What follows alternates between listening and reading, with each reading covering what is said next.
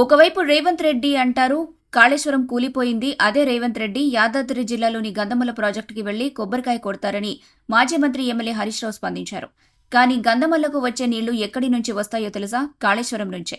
ఇంకో విషయం, మల్లన్న సాగర్ నుంచి మూసీ నదికి నీళ్లు పంపేందుకు 2 రోజుల క్రితమే 6,000 కోట్లకు టెండర్లు ఫైనల్ చేశారు. అయితే మల్లన్న సాగర్ ప్రాజెక్టు కూడా ఏ ప్రాజెక్టులో భాగమో తెలుసా? అదే కాళేశ్వరంలోనే. అంటే ఒకవైపు కూలిపోయిందని చెబుతారు, ఇంకోవైపు అదే నీళ్ల ప్రాజెక్టులకు కొబ్బరికాయలు కొట్టి టెండర్లు ఖరారు చేస్తారని అన్నారు. ఇది ఎంత ద్వంద్వ వైఖరి, ఇదెంత పగడ్బందీ పాలన అని ప్రశ్నించారు. నేను జోక్ చేస్తలేను, సీరియస్గా అంటున్నా. ఎందుకు ఈ మాట అంటున్నా చెప్పాలనా? కాళేశ్వరం కూలిందనేది ఆయన్నే. మొన్న యాదాద్రి జిల్లాలో పోయి గంధమల్ల కొబ్బరికాయ కొట్టిండా లేదా? గంధమల్ల ఏంటిది? Continuation of Kaleshwaram. మరి కూలిందనేది నువ్వే, గంధమల్ల ప్రాజెక్టు కొబ్బరికాయ కొట్టేది నువ్వే.